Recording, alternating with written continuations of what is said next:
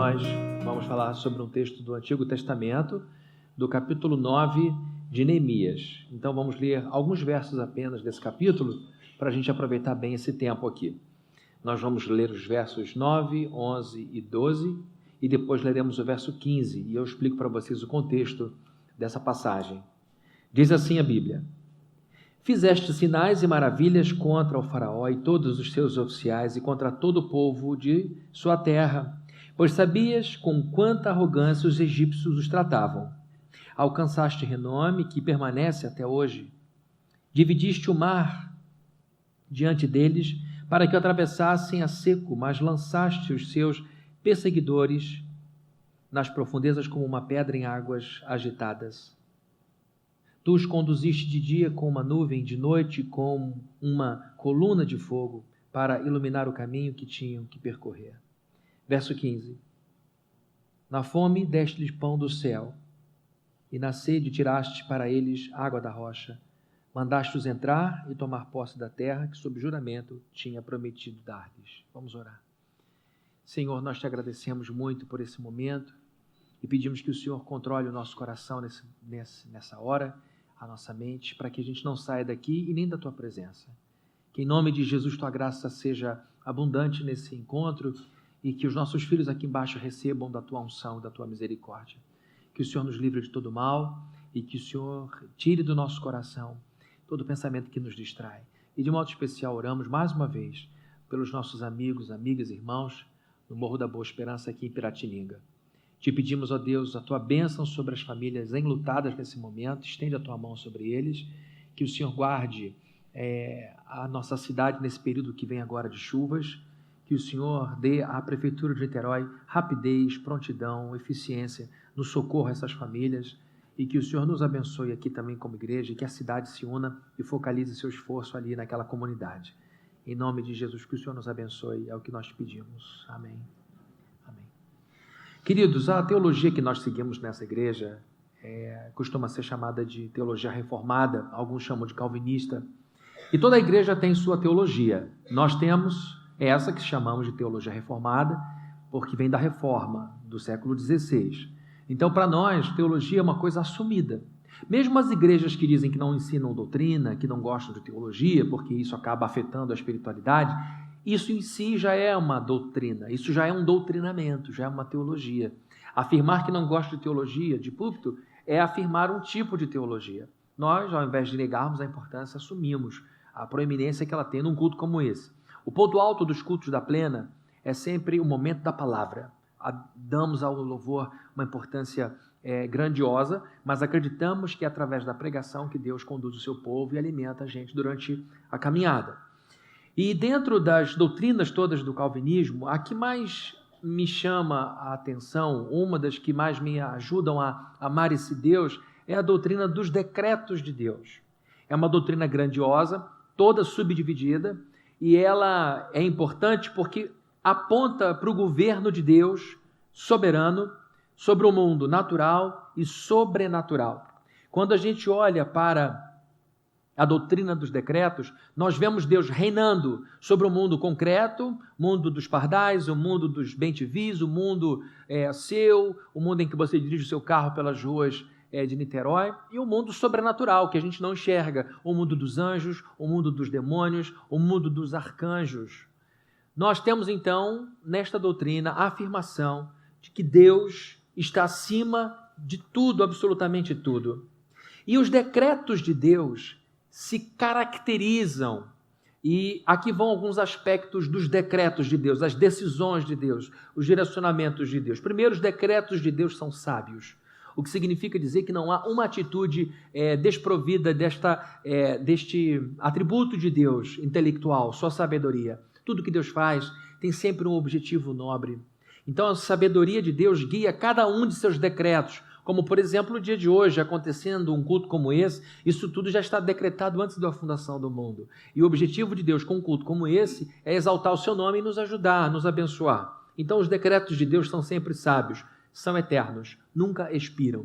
Os decretos de Deus têm validade permanente. Outro aspecto dos decretos de Deus é que eles são eficazes. Deus não decreta uma coisa para que não seja cumprida. Homens podem decretar leis, homens podem decretar decisões e não serem cumpridas, não serem seguidas. Mas Deus sempre que decreta algo acontece. E por isso são eficazes. Também são imutáveis. Os decretos de Deus não podem ser mudados por nós. E é importante a gente dizer que os decretos de Deus envolvem tanto as coisas boas em nossas vidas quanto as coisas ruins. Deus não decreta o mal diretamente, Deus decreta permitir o mal em nossa vida. Então nós temos nisso os decretos permissivos. Não são os decretos efetivos onde Deus atua diretamente, quando, por exemplo, me livra da morte, me livra de uma doença mortal, me livra de uma tristeza. Deus se envolve diretamente, evitando que o mal chegue à minha vida. Os decretos, então, assim são efetivos. Deus se envolve efetivamente em cada um desses atos. Agora, o decreto permissivo é aquele que Deus libera o mal dentro de um determinado limite para que o mal em nossa vida cause alguma coisa boa. Porque essa é a promessa de Deus para nós. Todas as coisas cooperam para o bem daqueles que amam a Deus. E quando Paulo escreve isso em Romanos, ele está dizendo o seguinte: o povo está sofrendo, a igreja geme, o Espírito Santo nos assiste em fraquezas, mas ele faz com que tudo isso de ruim acabe operando para o nosso benefício, em nosso benefício. Então Deus é absolutamente soberano, sobretudo, inclusive nos momentos ruins. Os seus decretos são absolutos e universais. Por que eu digo universais? Porque há pessoas que acreditam que Deus só passa a atuar na vida de alguém a partir de sua conversão e só atua, portanto, na vida do crente, na vida da igreja, deixando tudo aquilo que está fora da crença sob o governo de outra coisa. Quando, na verdade, Deus governa absolutamente, rigorosamente todas as coisas. Assim como um marginal não reconhece a autoridade de um governador de estado, e isso não faz com que o governador seja menos governador dele, da mesma forma, o ateu não tem o poder, com seu ateísmo, de destronar Deus de sua majestade. Deus continua sendo Deus, não reconhecido por ele, mas continua sendo Deus. Ou seja, Deus governa, inclusive, sobre a vida daqueles que acreditam que não há governo nenhum sobre as coisas. O nosso Deus é soberano sobre crentes e incrédulos, dentro e fora da igreja. Por isso são universais. Deus não está interessado apenas na vida dos evangélicos, dos cristãos, de modo geral. Deus não está preocupado apenas com as decisões tomadas por um conselho de uma igreja. Deus está interessado, envolvido em todas as esferas, com as coisas que são decididas dentro do conselho dessa igreja, por exemplo, e nas mesas, ao redor das mesas mais poderosas desse planeta. Deus tem, então, interesse e, portanto, capacidade também de governar todas as coisas.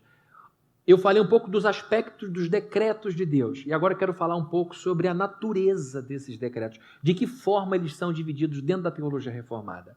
Por exemplo, a Bíblia divide os decretos de Deus em 3 setores. Estão guardando? Hoje é Enem aqui na igreja, vai ter Enem aqui na igreja. Os decretos de Deus são divididos como decretos de criação, decretos de providência, governo, e decretos de redenção. O que são decretos de criação? São as ordens, os decretos de Deus referentes a tudo aquilo que existe. Não há absolutamente um grão de arroz, não há um planeta, não existe um ser sequer que exista fora da vontade de Deus. Então os decretos de criação falam do poder que Deus tem para criar tudo que existe. Os decretos de providência, na verdade, são decretos de governo e que falam que Deus decretou antes da fundação do mundo como as coisas seguiriam os seus cursos. Não há nada que aconteça à revelia da vontade de Deus, como eu já falei. Se, por exemplo, uma goiaba caísse do pé de goiaba sem a permissão de Deus, Deus não seria soberano sobre aquela goiaba e isso ruiria completamente o conceito de onipotência. Omnis significa tudo, por completo. O poder de Deus é completo. Então nós não podemos admitir a ideia de que algo que aconteça neste mundo, ainda que ruim, trágico, não tenha de alguma forma o decreto, ainda que seja como permissivo. E aí, queridos, entra o campo da fé. É o que eu digo sempre. Quando eu não entendo o que Deus faz, eu confio em quem Deus é. Porque os seus decretos permissivos que me levam a sofrer ou me deixam sofrer foram decretos embasados em sua sabedoria. E na sua sabedoria inalcançável, ele vê algum bem para mim. Ele enxerga alguma coisa boa para mim. Então, quando eu não entendo o que está acontecendo e como uma coisa ruim pode acontecer, vindo das mãos de Deus, eu descanso no fato de saber que Ele é o mesmo Deus que estendeu a mão para o seu filho e lhe deu para beber um cálice amargo. Se Ele foi capaz de permitir o seu Filho Santíssimo sofrer o que sofreu para chegar a um objetivo como o da nossa salvação, eu posso também tomar os meus cálices com sossego. Se Jesus não rejeitou o cálice, quem sou eu para rejeitar? Por que Jesus bebeu aquele cálice? Porque ele confiava na mão que lhe oferecia o cálice. Ele confiava no governo de Deus, do Pai dele. Então, queridos, quando falamos de decretos de providência, de governo, estamos afirmando que Deus sabe como cuida de sua criação. Ele cria e não deixa a coisa entregue às leis que ele criou da natureza, as leis da física, as leis da química. Deus governa cada átomo, Deus governa cada movimento. E os decretos de redenção, o que são? São aqueles decretos referentes à salvação. Nós, reformados, afirmamos que somente a Deus pertence a salvação. Não há absolutamente nada que a gente possa fazer para ser salvo. Não depende do nosso querer, não depende das nossas boas obras, não depende da gente estar na frente, na fila. Olha, eu estou muito melhor nesse mundo que muita gente ruim. Então eu mereço, em primeiro lugar, essa salvação. Eu tenho prioridade aqui nessa fila de salvação. Não tem nada a ver. E Deus invertia em alguns momentos essa ordem. Quando prefere escolher Jacó ao invés de Esaú, ele inverte uma ordem histórica, contextual, daquele tempo em que o primogênito deveria receber algumas coisas e Deus resolve levantar Jacó. E a gente sabe que Jacó não era fácil, ele era um malandro que passava a perna, e Deus pega esse sujeito e faz o que faz. Ele pega Paulo e transtorna todas as ideias possíveis a respeito de promoção. Paulo não tinha preferência nenhuma, Paulo estava estragando tudo. Então, para nós evangélicos, para nós protestantes reformados, os decretos de redenção apontam para a exclusiva decisão de Deus salvar as pessoas que Ele bem entender. Então, nós descansamos na soberania de Deus e entregamos a Ele o nosso coração, sabendo que somente Ele é digno de ser louvado pela salvação do crente. Bom, então, queridos, falando um pouco sobre isso, você já sabe quais são alguns aspectos. Os decretos são sábios, são decretos eternos, universais. Sabemos que eles se dividem como criação, governo e redenção. E Agostinho, no momento de deleite, define a providência de Deus, que é um aspecto do decreto, ou seja, é o governo de Deus, é aquele segundo aspecto da redenção, em que todas as coisas são criadas e preservadas pela soberana, sábia e bondosa vontade de Deus. A vontade de Deus para nós tem esse aspecto de sabedoria, de bondade. Nós sabemos que Deus faz tudo para o nosso bem e para a sua glória.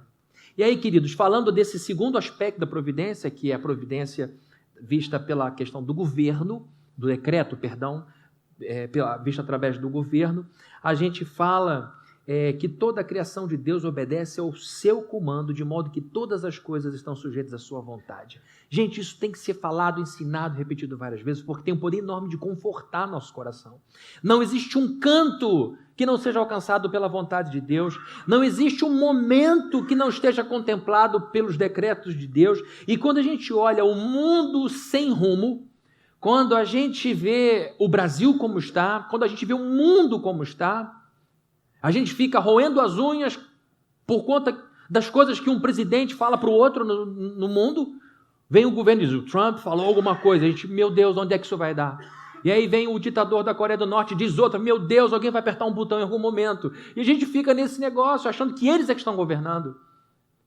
Tudo está debaixo do decreto de Deus, e todos esses homens e mulheres, poderosos e poderosas, obedecem ao curso de sua vida.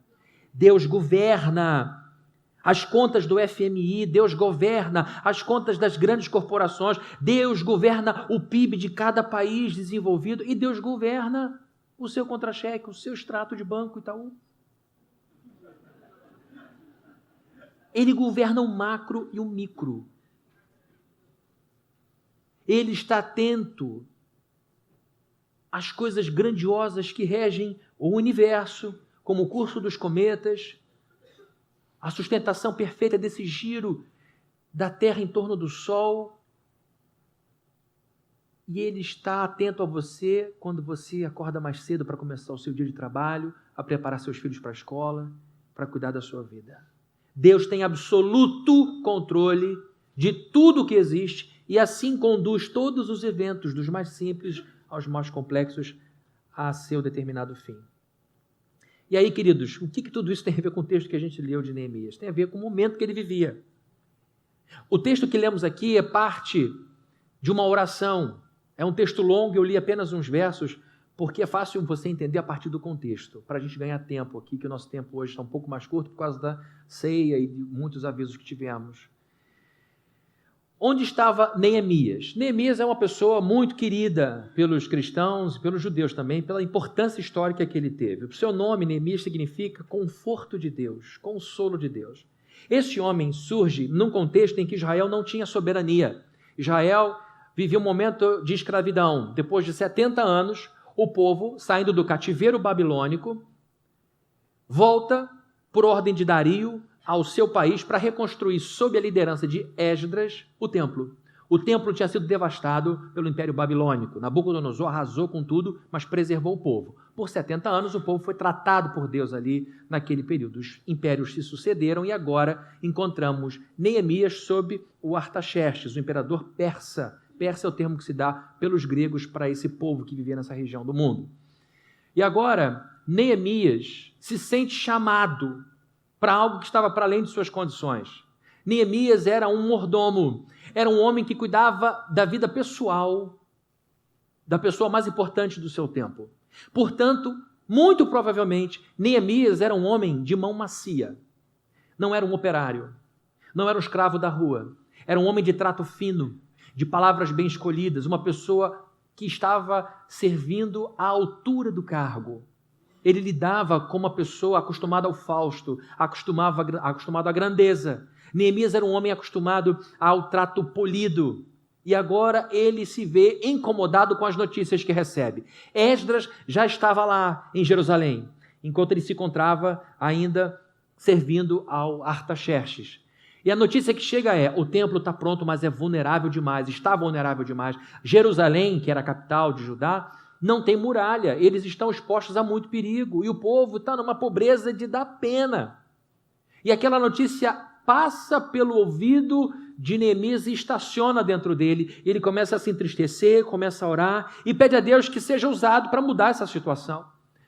Ele não tinha sido preparado para isso, ele simplesmente clama a Deus para que seja uma peça, um elo nessa corrente que vem puxando a salvação desde o início da sua promessa. E então ele é liberado por Artaxerxes para ir e construir de novo esses muros. Foi uma obra que levou 52 dias.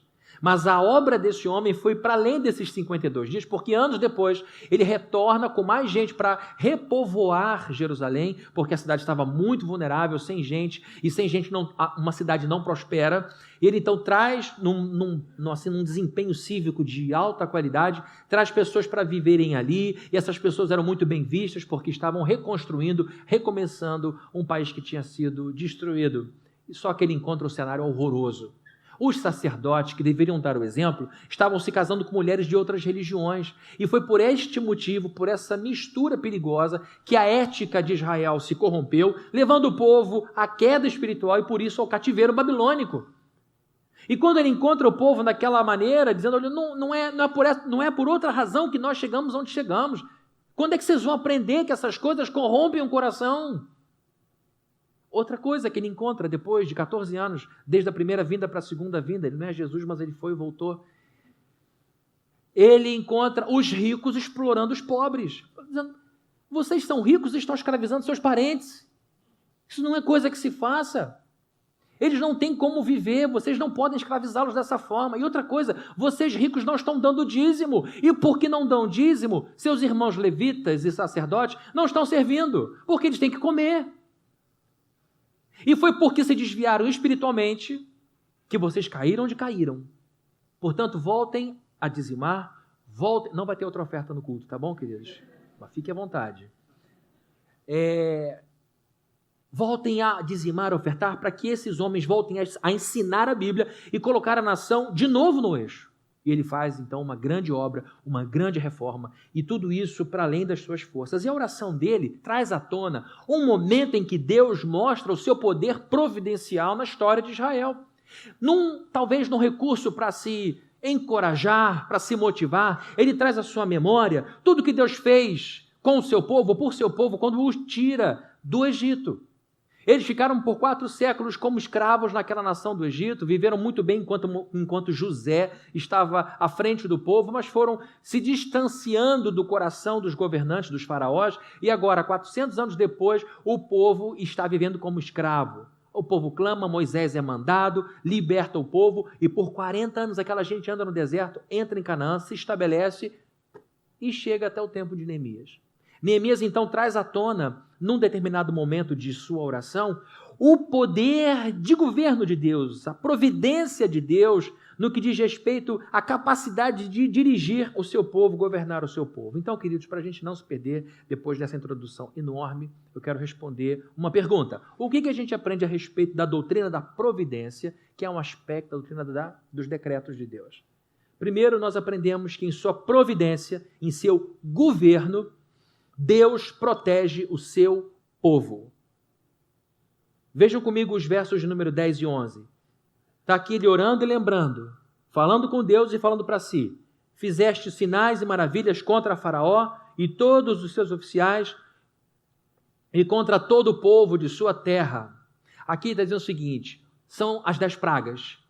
O Senhor mostrou de maneira incrível o seu poder maravilhoso, humilhando 10 vezes aquela nação que tratou com arrogância. Ele diz, pois sabias com quanta arrogância os egípcios os tratavam. Eram tratados como pano de chão, o povo de Deus. Eles não respeitavam nem os idosos. Não tiveram piedade nem dos mais velhos. E ele diz, o Senhor os tratou de uma forma gloriosa. Alcançaste renome por causa disso, que permanece até hoje. Verso 11, ele continua orando. Dividiste o mar diante deles, para que o atravessassem a seco, mas lançaste os seus perseguidores nas profundezas, como uma pedra em águas profundas. De que evento ele está falando? Da travessia do mar. E agora ele diz, o Senhor, além de nos ter tirado de lá, e de ter humilhado com o seu poder 10 vezes Faraó, porque Faraó era Deus na cabeça deles. Você, Faraó, é o filho do Deus Sol. E agora ele foi humilhado pelo Deus dos escravos, por 10 vezes. Não bastasse isso, enquanto teu povo, Senhor, estava diante de um mar intransponível, acuado por um exército sanguinolento, o Senhor abriu o mar e nós entramos como povo. E assim que o último judeu passou, com o pé seco, o Senhor fecha outra vez e o mar traga todos os nossos exércitos, todos os exércitos dos nossos inimigos, de uma vez por todas. Ele vai trazendo isso à tona, porque ele precisava de encorajamento para produzir uma série de mudanças. Neemias era um homem despreparado. Neemias não foi treinado para ser o que ele foi aqui. Neemias abrigou um problema. Ele poderia fazer ouvido surdo. Não é comigo, eu estou bem, trabalho para o rei, tenho tudo na hora certa, eu vivo no palácio, eu estou aqui no meio do poder desse tempo, mas a Bíblia diz que ele fica inquieto, que ele fica sem sossego na alma. E ele ora e se põe à disposição, mesmo sendo uma pessoa despreparada, porque ele não era militar. Ele não foi treinado para a vida militar, ele não era político, ele não sabia de diplomacia, ele não tinha ideia de governo, liderança. Um dos grandes desafios do líder é dar rumo e manter o rumo, porque muita coisa puxa para a direita e esquerda, mas o rumo não pode mudar. E o líder tem que se indispor, tem que se colocar na posição de dizer, não é para aí que o povo vai para lá. E isso dá dor de cabeça, aborrece. E no caso dele, tinha poder de prisão, porque foi estabelecido como governador. Ele não foi militar, não era político e nem poderoso. Ele não era como Daniel, o profeta, que veio de família nobre. Ele era mordomo. E agora, na oração, ele traz à mente o fato de que Deus havia protegido um povo fraco de um povo poderoso e mau. Neemias era assistente do rei da Pérsia. Esse sujeito viveu em meio a um ambiente onde ele era um escravo. E agora, Deus o chama para reconstruir as muralhas da cidade de Jerusalém. Ele liderou um movimento cívico. Ele repovoou sua cidade, ele pôs ordem de novo nas coisas, ele governou seu povo, mas o seu trabalho foi para além do cívico, foi espiritual. Ele levou o povo ao arrependimento, ele pediu a Esdras para que explicasse a lei, não bastava ele gritar com as pessoas, que ele era meio descontrolado, puxou os cabelos e bateu em algumas pessoas, mas eu não vou falar sobre isso hoje. Neemias era um sujeito meio doido, e aí ele foi e botou ordem na coisa com um pouco de violência. Estou falando um pouco porque eu estou sendo eufemista. Mas na hora de falar de Deus, na hora de explicar, ele dá um passo atrás e diz: essa não é a minha área. Esdras, vem aqui e explica a lei para o povo. E Esdras, então, explica e o povo se quebranta. O povo se arrepende. A Bíblia diz que voltaram para casa felizes porque entenderam. Essa é a função de um pregador. O povo tem que entender a palavra de Deus e aí tomar suas decisões. E quando a gente entende o que Deus quer, às vezes a gente sai feliz, às vezes a gente sai abatido. Mas nunca indiferente. Nunca indiferente. O desafio dele era enorme. Ele tinha que reconstruir muros quando ele percebe que o trabalho era muito mais grave, que a situação era muito mais difícil. E agora ele faz a oração, dizendo: o Senhor já fez coisa maior com o seu povo. E aí ele pede a bênção de Deus e proteção contra os inimigos de fora, porque ele encontrou resistência externa, mas sobretudo contra os inimigos internos, que vinham de vozes dentro dele. E aí, queridos, eu pergunto a vocês, por acaso a vida os colocou num lugar para o qual você não se sente preparado ou preparada? A vida colocou você diante de uma situação que está para além da sua condição? Por mais que você diga: isso não é comigo, você sabe, é com você. Você diz: não quero me envolver, mas você sabe, eu preciso entrar de cabeça nessa história. E aí você percebe: eu achava que era só para construir muro, agora estou percebendo que é uma coisa muito maior do que eu imaginava. Aí você tem a opção de fugir e se esconder naquele lugar protegido em que Neemias estava e você está hoje. Mas você percebe que Deus chamou você para arregaçar as mangas, mas você sabe que no fundo não consegue. O que eu quero dizer para você? Eu peço para você voltar para a Bíblia, no Antigo e no Novo Testamento, e ver que Deus, em sua providência, sempre protegeu o seu povo. Israel prevaleceu e está hoje como nação soberana pelo poder de Deus. A igreja passou por muitas provações e está hoje, 2000 anos depois, aqui firme, forte e crescente pelo poder de Deus, porque Deus vai governando a igreja e protegendo a igreja. O que eu quero dizer é que você é a igreja de Cristo. Deus vai te capacitar enquanto você caminha. Você vai perceber que, apesar da obra ser estar além das suas forças, você vai ganhar as forças para seguir o chamado. É o nome de Deus que está em jogo, é a reputação de Deus que está em jogo. E você vai perceber que os anos vão se passar e, pela graça de Deus, você vai chamar da dormência uma série de habilidades que você nem imaginava que tinha, que possuía. Com certeza, Neemias não teria entrado no cânon como entrou, um livro inteiro com seu nome, se preferisse a comodidade da sua função com Artaxerxes. É assim que a gente cresce e se torna importante para esse Brasil, quando a gente não foge das nossas batalhas. Quando a gente entra nas nossas batalhas ciente de que, apesar da grandeza da batalha e da nossa pequenez, o nosso Deus está acima de tudo isso. Deus, em sua providência, protege o seu povo. Você não anda por aí de qualquer forma. Você está blindado, blindada pelas promessas de Deus. Você não vai morrer sem ver na sua vida as promessas cumpridas. Você pode ter absoluta certeza disso. Absoluta certeza. Em segundo lugar, nós aprendemos que em sua providência, Deus não apenas nos protege, Deus também nos guia, nos direciona. Veja comigo o verso 12. Tu os conduziste de dia com uma nuvem e de noite com uma coluna de fogo para iluminar o caminho que tinham que percorrer. Aqui ele faz alusão à maneira como o povo foi conduzido de maneira tão bondosa pelo deserto. Durante o dia, calor escaldante, eram protegidos milagrosamente por uma constante sombrinha, né, que andava sobre eles, era um sombrão. À noite, durante o frio e a escuridão, Deus providenciava a claridade através dessa coluna de fogo. O que eu quero que vocês notem é que um dia é feito de dia e noite, claridade e escuridão, antagônicos, dia quente e claro, noite escura e fria. O que ele está dizendo é o seguinte: por 40 anos, todos os dias, em todos os momentos do dia, enquanto havia luz era dia, enquanto havia escuridão era noite, e nesses períodos todos, o Senhor conduziu o seu povo, guiou o seu povo através de um caminho perigosíssimo. Deserto na Bíblia é sinônimo de provação. A Bíblia não fala de deserto como lugar de retiro de alegria. Jesus até fez um retiro, mas sofreu tentação o tempo inteiro.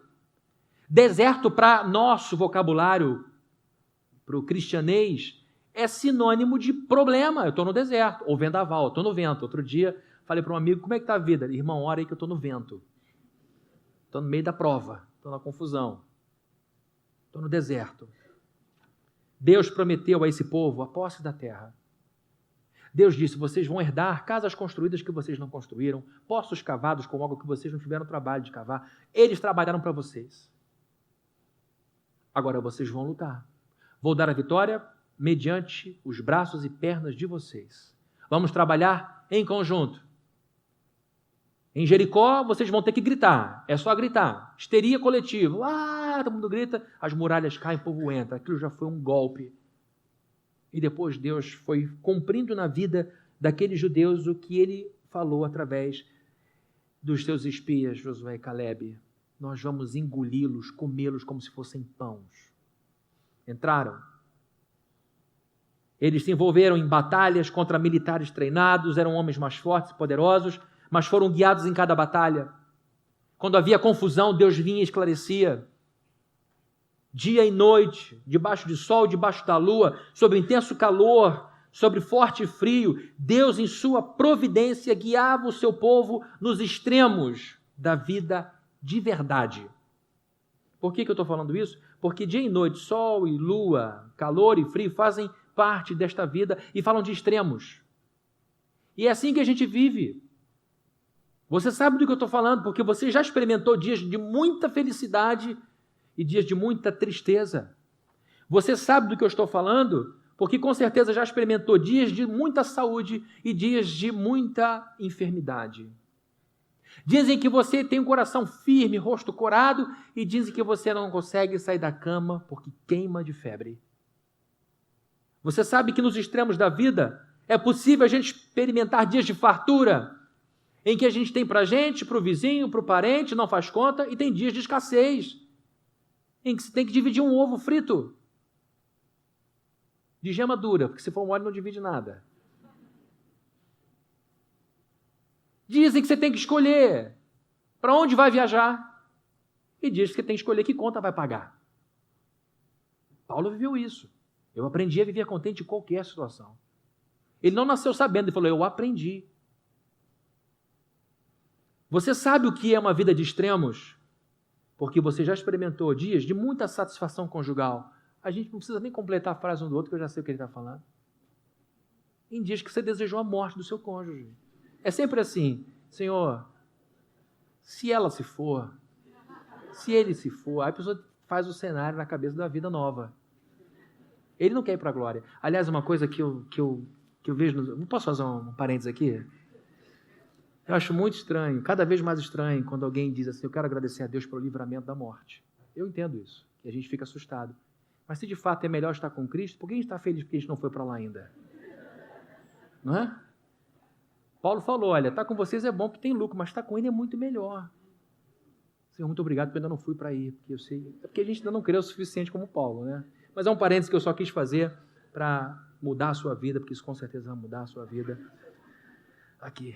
Mas eu entendo que o pedido de agradecimento pelo livramento é pela família que não teve que amargar uma tristeza. Mas voltando para cá, falando de extremos da vida, dia e noite, frio e calor, e Deus guiando o povo nesses lugares de extremidade. Você já experimentou, com certeza, dias de muita empolgação, dias de depressão, Dizem que você se sente um herói. Um herói. E diz que você se sente um covarde. Você já experimentou dias de muita fé e dias de incredulidade. Olha, na verdade, eu acho que essa história de Deus é criação humana. Mas se você puxar os tratos da vida, vai perceber que houve dias em que você falava que Deus pode, e que Deus é capaz, e que Deus é tremendo, e agora você não se reconhece nessa incredulidade. É do ser humano. Faz parte da nossa vida. E Deus nos guia nesses extremos. Com certeza você já experimentou a alegria de ter muito trabalho. Eu não consigo dar conta, é muito cliente, é muita cirurgia, é muita encomenda, é muita gente entrando na loja, uma alegria. Mas você com certeza já viveu angústia pela falta de trabalho. A única coisa que você ouve no seu escritório é o barulho do grilo. Tri, tri, tri. Ninguém entra, ninguém te procura. Quem estava com você foi embora. Isso gera uma angústia muito grande. Essa é a nossa existência. Nós somos esticados na vida para um lado e para outro lado. E a gente sabe que no extremo é o lugar mais fácil para a gente errar. Pouco dinheiro é perigoso. Muito dinheiro também é perigoso. Precisamos de sabedoria de Deus para sabermos como administrar o pouco dinheiro e o muito dinheiro. E nesses extremos a gente se sente desorientado.